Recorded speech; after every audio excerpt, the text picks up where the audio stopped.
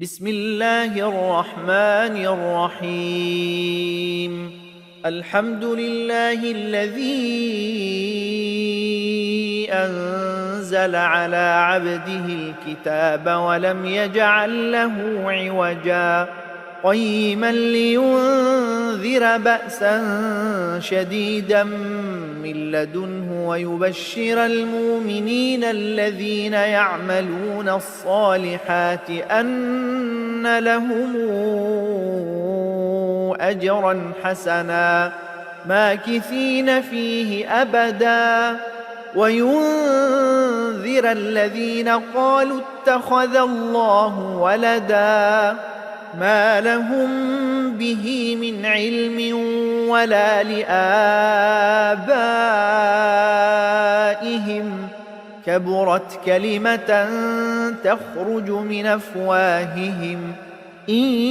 يقولون إلا كذبا فلعلك باخع نفسك على آثارهم إن لم يؤمنوا بهذا الحديث أسفا إنا جعلنا ما على الأرض زينة لها لنبلوهم أيهم أحسن عملا وإنا لجاعلون ما عليها صعيدا جرزا أم حسبت أن أصحاب الكهف والرقيم كانوا من آياتنا عجبا إذا والفتية إلى الكهف فقالوا ربنا آتنا من لدنك رحمة وهيئ لنا من أمرنا رشدا فضربنا على آذانهم في الكهف سنين عددا ثم بعثناهم لنعلم أي الحزبين أحصى لما لبثوا أمدا نحن نقص عليك نبأهم بالحق إنهم فتيتنا آمنوا بربهم وزدناهم هدى وربطنا على قلوبهم إذ قاموا فقالوا ربنا رب السماوات والأرض لن ندعو من دونه إلها لقد قلنا إذا شططا هؤلاء قوم اتخذوا من دونه آلهة لولا ياتون عليهم بسلطان بين فمن أظلم ممن افترى على الله كذبا وإذ اعتزلتموهم وما يعبدون إلا الله فأووا إلى الكهف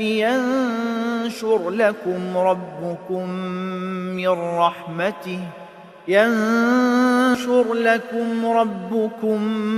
من رحمته ويهيئ لكم من أمركم مرفقا وترى الشمس إذا طلعت تزاور عن كهفهم ذات اليمين وإذا غربت تقرضهم ذات الشمال وهم في فجوة منه ذلك من آيات الله من يهد الله فهو المهتدي ومن يضلل فلن تجد له وليا مرشدا وتحسبهم أيقاظا وهم رقود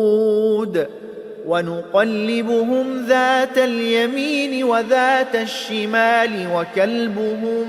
باسط ذراعيه بالوصيد لو اطلعت عليهم لوليت منهم فرارا ولملئت منهم رعبا وكذلك بعثناهم ليتساءلوا بينهم قال قائل منهم كم لبثتم قالوا لبثنا يوما أو بعض يوم قالوا ربكم أعلم بما لبثتم فابعثوا أحدكم بورقكم هذه إلى المدينة فلينظر أيها أزكى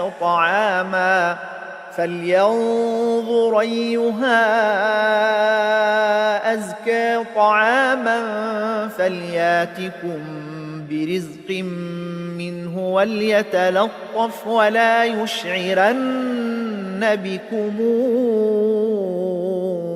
أحدا إنهم إن يظهروا عليكم يرجموكم أو يعيدوكم في ملتهم ولن تفلحوا إذا أبدا وكذلك أعثرنا عليهم ليعلموا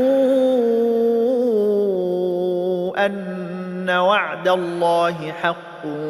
وأن الساعة لا ريب فيها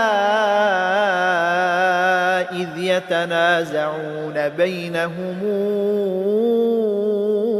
أمرهم فقالوا ابنوا عليهم بنيانا ربهم أعلم بهم قال الذين غلبوا على أمرهم لنتخذن عليهم مسجدا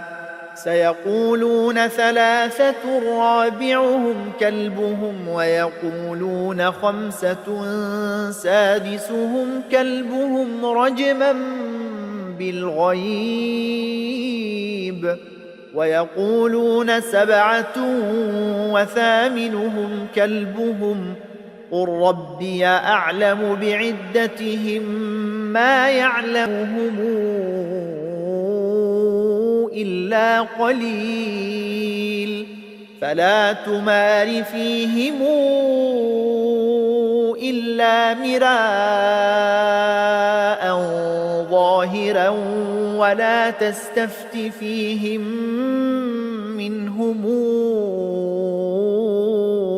أحدا ولا تقولن لشيء إني فاعل ذلك غدا إلا أن يشاء الله واذكر ربك إذا نسيت وقل عسى أن يهديني ربي لأقرب من هذا رشدا ولبثوا في كهفهم 300 سنين وازدادوا 9 قل الله أعلم بما لبثوا له غيب السماوات والأرض أبصر به وأسمع ما لهم من دونه من ولي ولا يشرك في حكمه أحدا واتل ما أوحي إليك من كتاب ربك لا مبدل لكلماته ولن تجد من دونه ملتحدا واصبر نفسك مع الذين يدعون ربهم بالغداة والعشي يريدون وجهه ولا تعد عيناك عنهم تريد زينة الحياة الدنيا ولا تطع من اغفلنا قلبه عن ذكرنا واتبع هواه وكان أمره فرطا وقل الحق من ربكم فمن شاء فليؤمن ومن شاء فليكفر إنا أعتدنا للظالمين نارا حاط بهم سرادقها وإن يستغيثوا يغاثوا بماء كالمهل يشوي الوجوه بئس الشراب وساءت مرتفقا إن الذين آمنوا وعملوا الصالحات إنا لا نضيع أجر من أحسن عملا أولئك لهم جنات عدن تجري من تحتهم الأنهار يحلون فيها من أساور من ذهب ويلبسون ثيابا خضرا من سندس واستبرق متكئين فيها على الأرائك نعم الثواب وحسنت مرتفقا واضرب لهم مثلا الرجلين جعلنا لأحدهما جنتين من أعناب وحففناهما بنخل وجعلنا بينهما زرعا كلتا الجنتين آتت أكلها ولم تظلم منه شيئا وفجرنا خلالهما نهرا وكان له ثمر فقال لصاحبه وهو يحاوره أنا أكثر منك مالا وأعز نفرا ودخل جنته وهو ظالم لنفسه قال ما أظن أن تبيد هذه أبدا وما أظن الساعة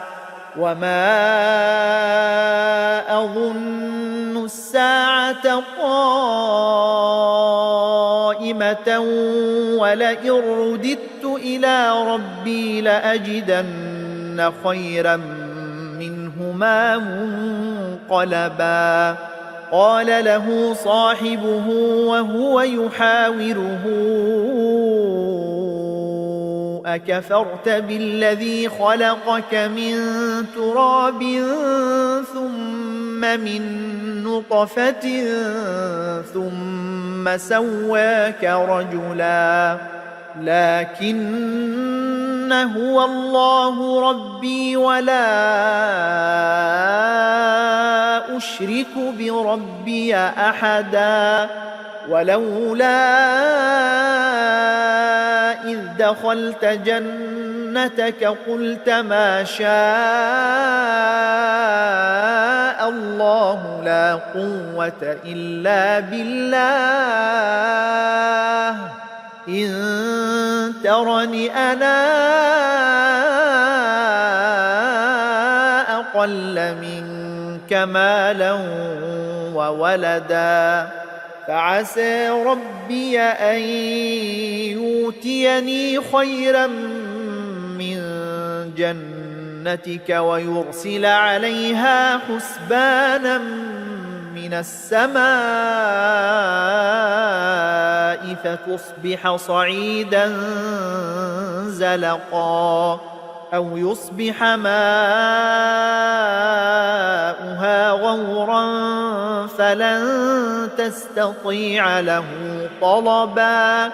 وأحيط بثمره فأصبح يقلب كفيه على ما أنفق فيها وهي خاوية على عروشها ويقول يا ليتني لمشرك بربي أحدا ولم تكن له فئة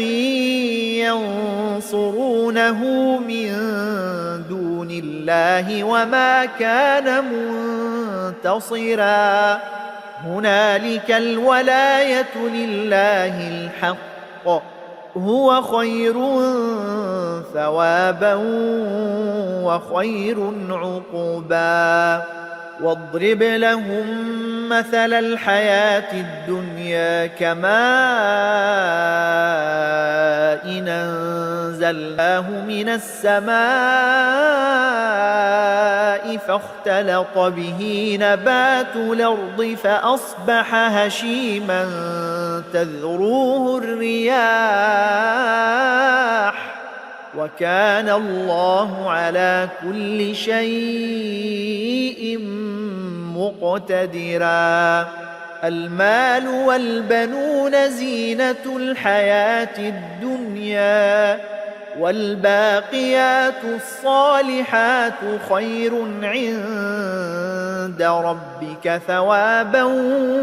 وخير نملا ويوم نسير الجبال وترى الأرض بارزة وحشرناهم فلم نغادر منهم أحدا وعرضوا على ربك صفا لقد جئتمونا كما خلقناكم أول مرة بل زعمتم أن لن نجعل لكم موعدا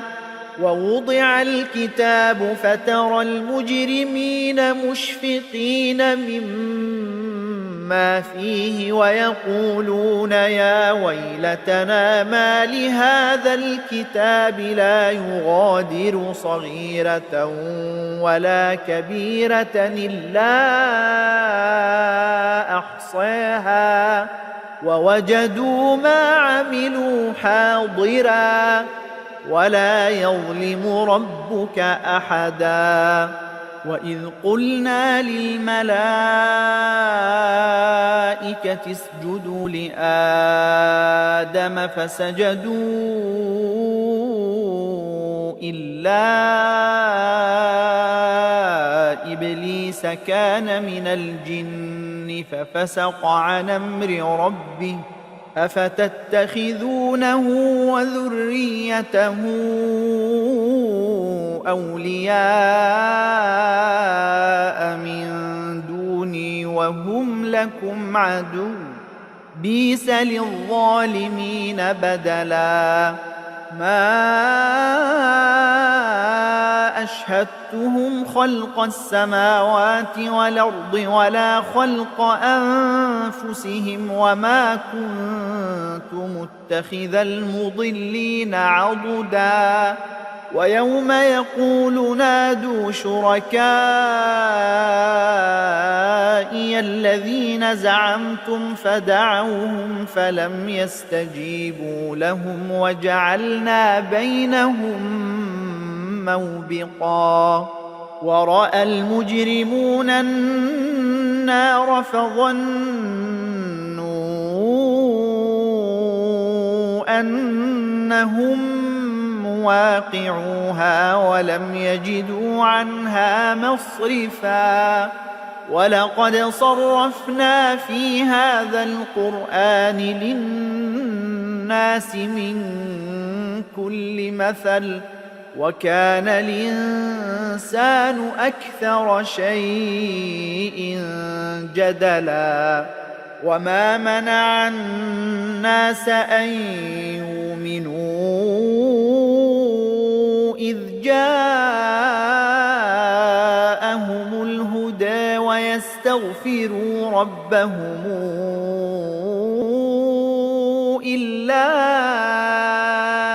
أن تاتيهم سنة الأولين أو ياتيهم العذاب قبلا وما نرسل المرسلين إلا مبشرين ومنذرين ويجادل الذين كفروا بالباطل ليدحضوا به الحق واتخذوا آياتي وما أنذروا هزؤا ومن أظلم ممن ذكر بآيات ربه فأعرض عنها ونسي ما قدمت يداه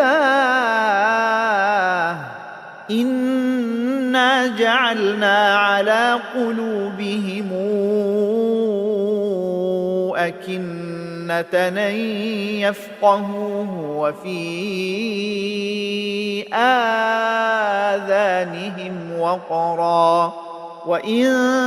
تدعهم إلى الهدى فلن يهتدوا إذا أبدا وربك الغفور ذو الرحمة لو يواخذهم بما كسبوا لعجل لهم العذاب بل لهم موعد لن يجدوا من دونه موئلا وتلك القرى أهلكناهم لما ظلموا وجعلنا لمهلكهم موعدا وإذ قال موسى لفتاه لا أبرح حتى أبلغ مجمع البحرين أو أمضي حقبا فلما بلغا مجمع بينهما نسيا حوتهما فاتخذ سبيله في البحر سربا فلما جاوزا قال لفتاه آتنا غداءنا لقد لقينا من سفرنا هذا نصبا قال أرأيت إذا وينا إلى الصخرة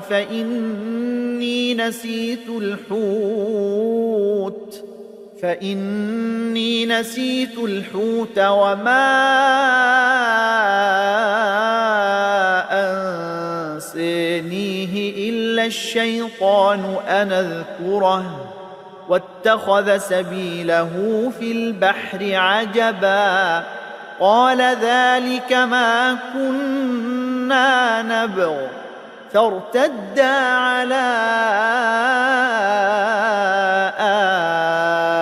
آثارهما قصصا فوجدا عبدا من عبادنا آتيناه رحمة من عندنا وعلمناه من لدنا علما قال له موسى هل اتبعك على أن تعلمني مما علمت رشدا قال إنك لن تستطيع معي صبرا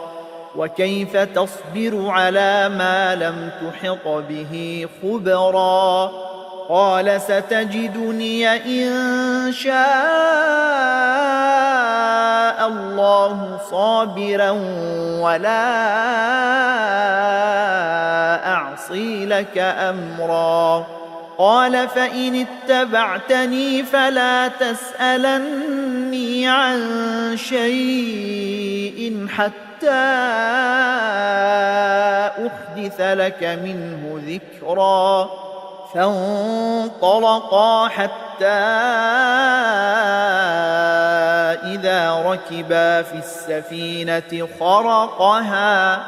قال أخرقتها لتغرق أهلها لقد جئت شيئا إمرا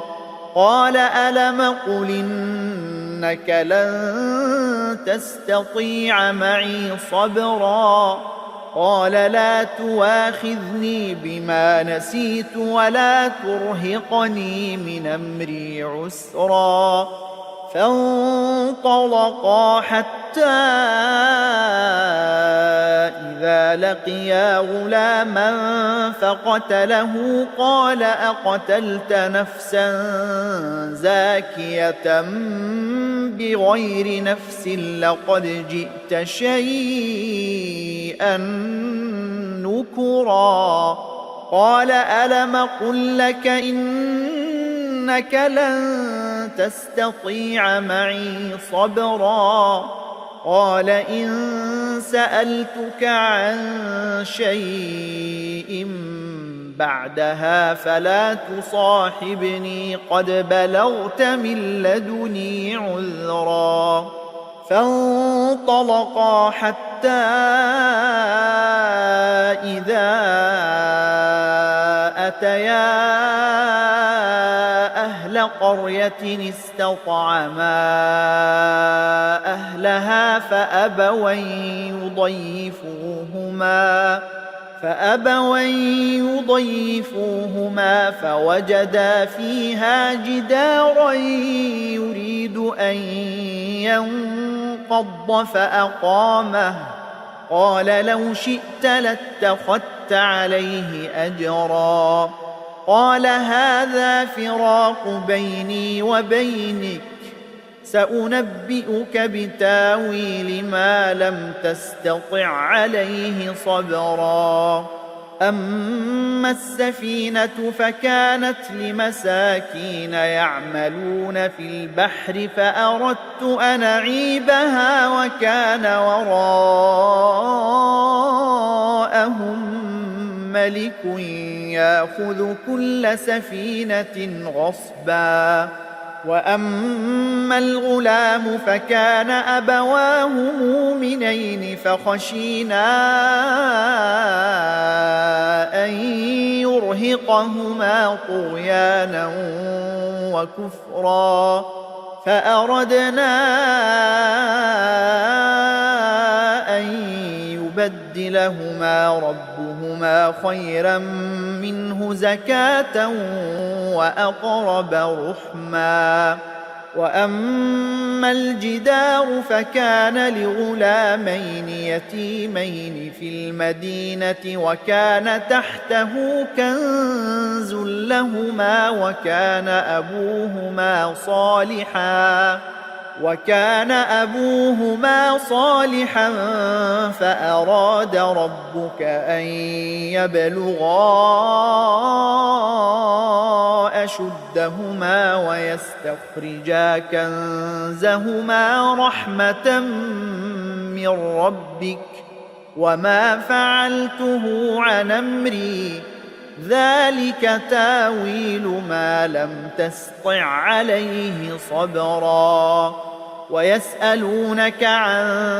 ذي القرنين قل سأتلو عليكم منه ذكرا إنا مكنا له في الأرض وآتيناه من كل شيء سببا فاتبع سببا حتى إذا بلغ مغرب الشمس وجدها تغرب في عين حمئة ووجد عندها قوما قلنا يا ذا القرنين إما أن تعذب وإما أن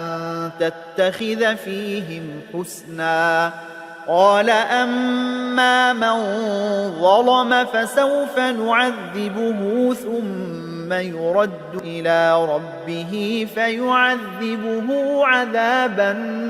نكرا وأما من آمن وعمل صالحا فله جزاء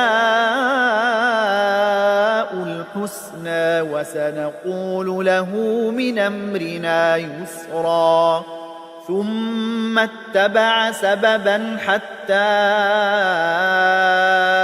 إذا بلغ مطلع الشمس وجدها تطلع على قوم لم نجعل لهم من دونها سترا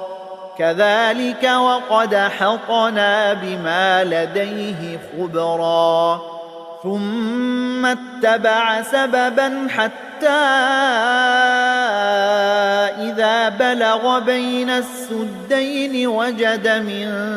دونهما قوما لا يكادون يفقهون قولا قالوا يا ذا القرنين إن ياجوج وماجوج مفسدون في الأرض فهل نجعل لك خرجا على أن تجعل بيننا وبينهم سدا قال ما مكني